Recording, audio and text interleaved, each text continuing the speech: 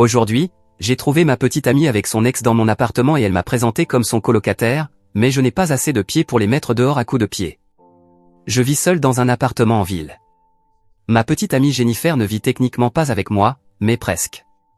Elle est ici au moins 5 nuits par semaine, des vêtements dans l'armoire, une brosse à dents dans la salle de bain, son ordinateur portable en train de charger dans le salon, tu vois le tableau. C'est comme ça depuis un moment et ça ne m'a jamais dérangé. Nous sortons ensemble depuis un peu plus d'1 an. Alors hier, je suis parti tôt du travail. J'avais eu un long service, mais j'étais de bonne humeur. À midi, Jennifer m'a envoyé un message me demandant si elle pouvait utiliser l'appartement pour la soirée. Elle a dit qu'elle voulait revoir une vieille amie de l'université et qu'elle voulait un peu d'intimité. Je n'ai eu aucun problème avec ça. Elle m'a spécifiquement demandé si je pouvais leur laisser un peu d'espace pendant quelques heures. Alors je lui ai dit oui, pas de problème. J'irai passer du temps avec un collègue après le service et peut-être dîner quelque part. Avançons jusqu'à 20h45. Je reviens à l'appartement. Je m'étais arrêté en chemin pour acheter de la nourriture parce que mon collègue ne voulait pas dîner. Je ne pensais pas vraiment à qui serait là ou s'ils y seraient encore. Honnêtement, j'étais fatigué et je voulais juste me détendre. Mais dès que je suis entré, j'ai remarqué une paire de baskets pour hommes et une veste bombée près de la porte. Ce n'étaient certainement pas les miennes. J'entre et là, Jennifer est sur le canapé avec un type. Ils boivent du vin, rient, comme s'ils étaient en plein milieu d'une comédie romantique. Ils ne se touchent pas ni rien, mais ils sont beaucoup trop à l'aise. Il a ce regard arrogant et familier qui m'a instantanément énervé. Jennifer me remarque et saute presque de peur, premier signal d'alarme. Lui, rapidement, dit sur le ton le plus maladroit et forcé que j'ai entendu de ma vie, « Oh, c'est mon colocataire », en me désignant. Alors je m'arrête net. Je ne sais même pas comment réagir pendant une seconde. Je regarde le type et il me sourit d'un air suffisant et dit « Salut, je suis Tyler. Je sortais avec Jennifer à l'université. » Ce fut le moment où tout a commencé à faire sens en temps réel.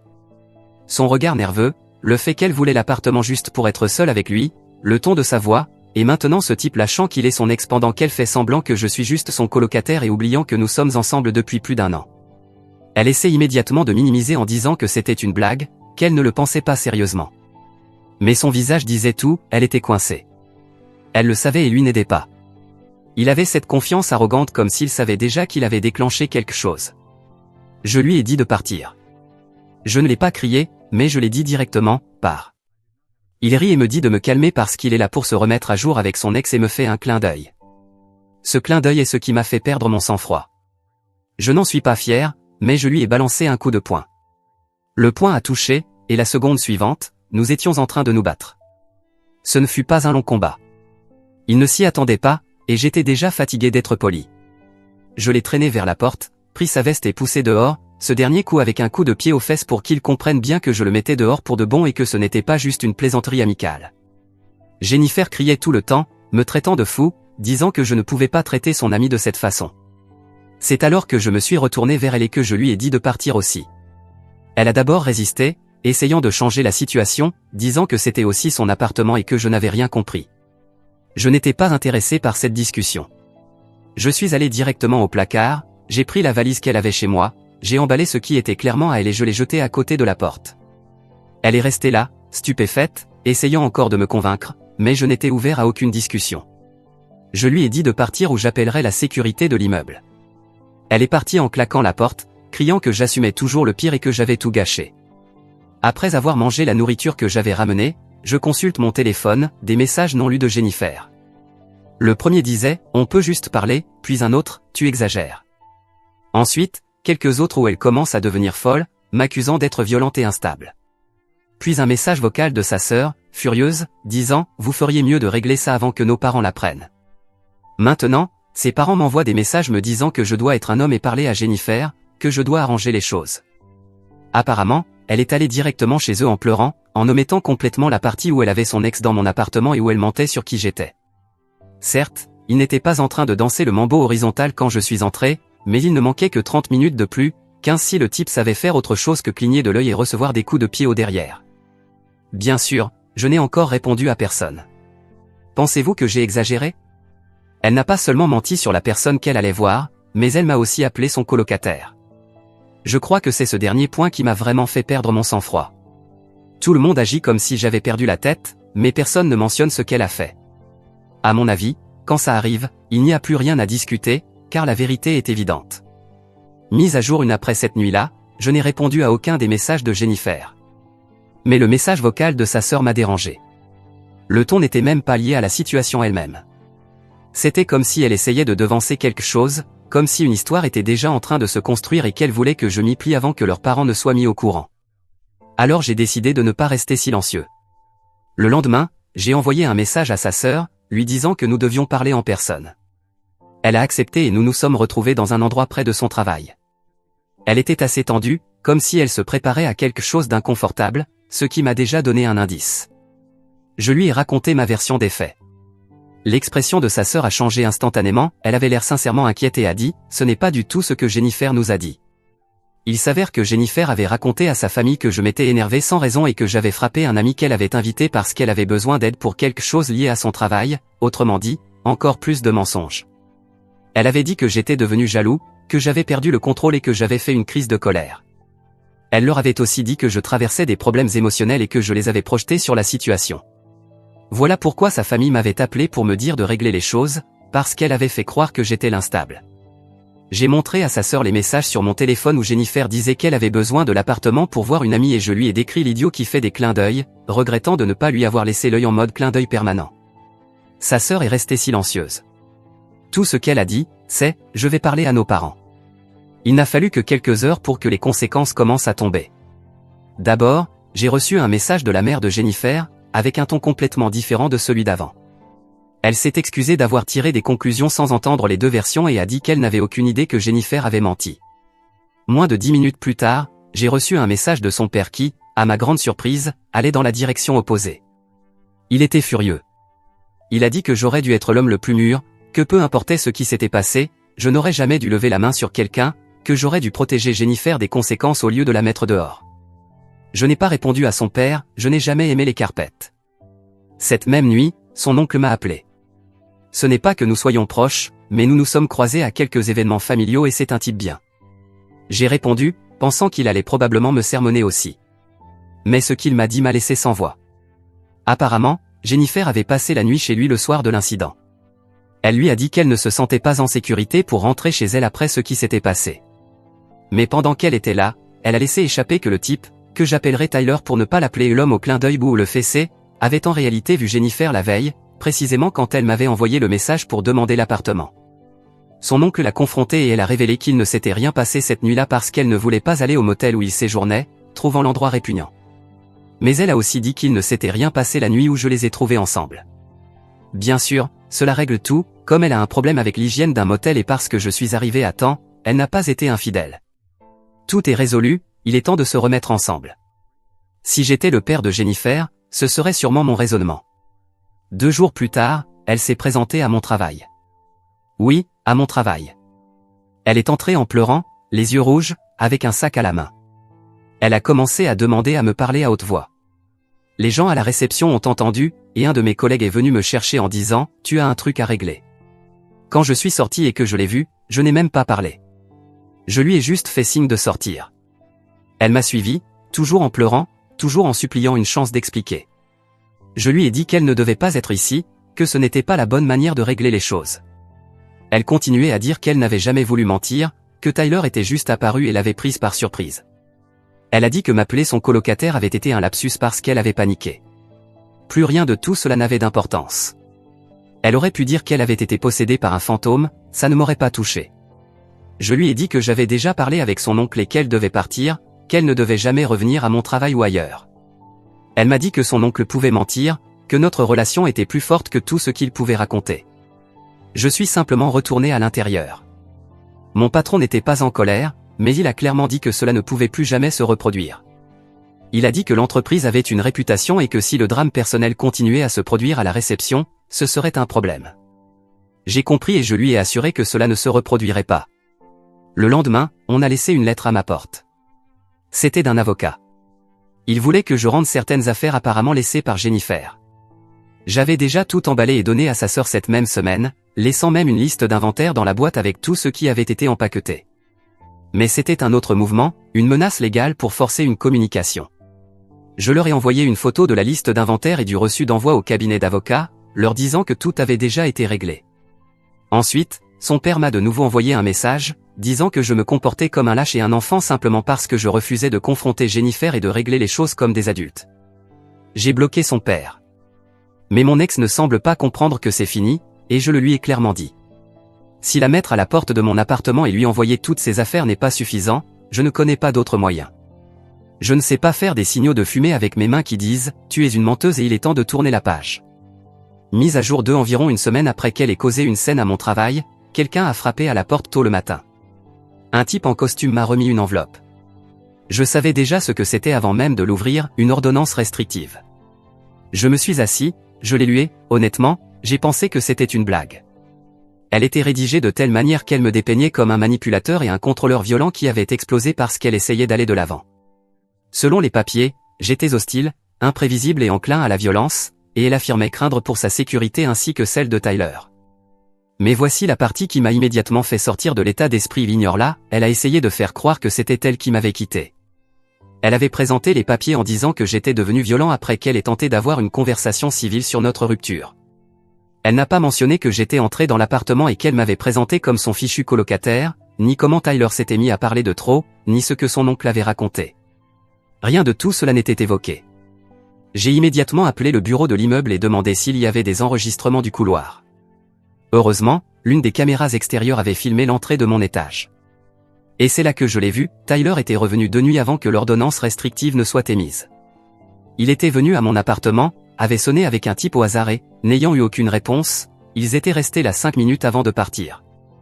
Alors, comment suis-je la menace quand c'est lui qui se pointe à ma porte après tout ce qui s'est passé? J'ai envoyé la vidéo à un ami avocat qui m'a aidé à rédiger une réponse et à déposer la vidéo ainsi que toutes les preuves que j'avais. Tout était inclus, il n'y avait aucun harcèlement, menace ou violence contre elle.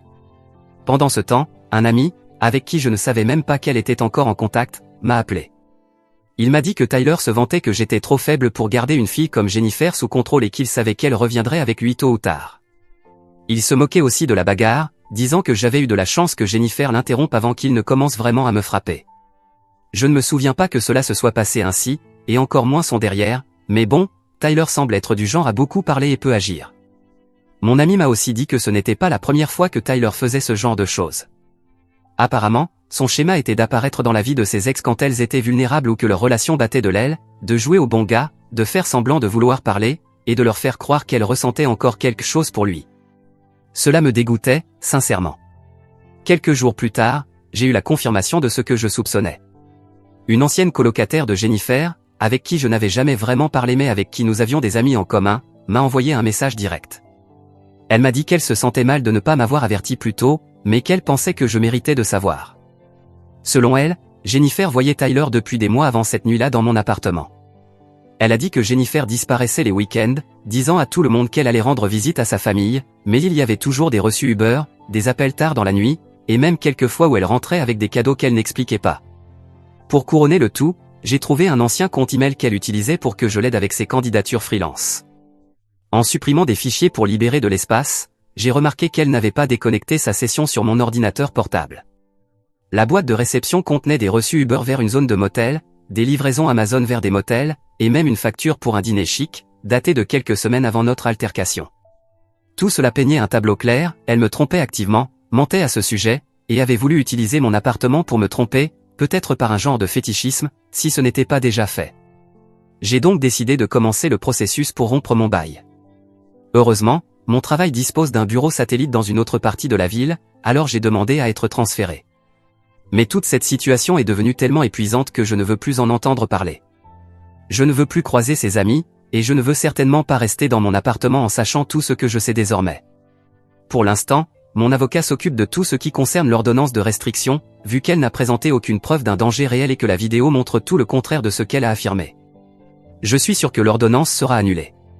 Le fait que Tyler se soit présenté de nouveau m'a beaucoup aidé. Toute cette situation a été un désastre, mais au moins maintenant tout est clair et je passe à autre chose. Je cherche actuellement un nouvel appartement, mon transfert au travail a été approuvé, et j'ai coupé toutes les connexions communes qui étaient encore en contact avec elle. S'il se passe encore quelque chose, je le publierai.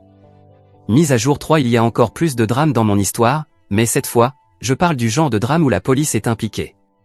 Alors, au début de cette semaine, j'ai reçu un message de la dame qui vivait juste en dessous de mon appartement. Nous avons toujours eu une bonne relation, des choses de voisinage comme récupérer des colis l'un pour l'autre ou discuter dans le couloir. Elle m'écrit en disant « je crois que le type avec qui tu t'es battu est revenu. » Je pensais qu'elle confondait avec quelqu'un d'autre, mais non, elle disait que Tyler était revenu. Pour rappel, elle connaît déjà toute la situation parce que nous en avions parlé auparavant. Il avait l'air énervé et faisait les 100 pas dans le couloir. Apparemment, il a commencé à frapper à la porte en criant quelque chose, mais je ne vivais déjà plus là. Il frappait et criait jusqu'à ce que le nouveau locataire sorte. Naturellement, ce gars n'avait aucune idée de qui était Tyler et lui a demandé de partir. Une dispute verbale a éclaté. Ma voisine a tout entendu et a fini par appeler la police. Je n'ai appris tout cela qu'1 jour plus tard, lorsqu'elle m'en a parlé. Il s'avère que Tyler a été arrêté. Les charges n'étaient pas graves, intrusion et résistance lors de l'arrivée de la police, mais c'était suffisant pour lui causer quelques ennuis. L'immeuble prend désormais cela très au sérieux et prévoit de renforcer la sécurité. Un peu tard, vu que je n'y habite plus, mais mieux vaut tard que jamais. Ce qui m'a vraiment convaincu que j'avais bien fait de partir, c'est ce qui est venu après. Le cousin de Jennifer m'a contacté.